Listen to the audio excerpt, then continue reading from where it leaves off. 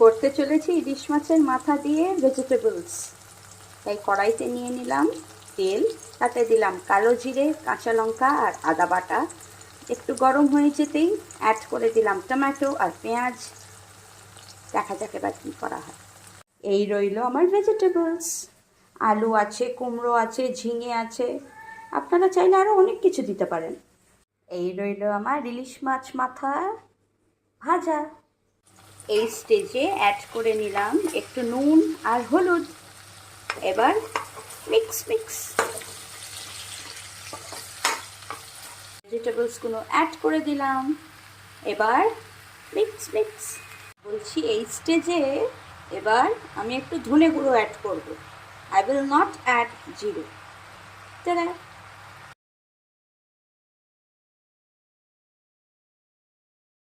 মাছের মাথাগুলো অ্যাড করে দিলাম। এবার এগুলোকে এই হাতাটা দিয়ে আমি ভেঙে দেবো, সো দ্যাট ভালোভাবে ডিস্ট্রিবিউটেড হয়ে যায়। ইলিশ মাছের গন্ধে তো রান্না ভালো হবেই, বাট স্টিল নামাবার আগে একটু ধনেপাতা অ্যাড করে দিলাম। আমার রান্না শেষ।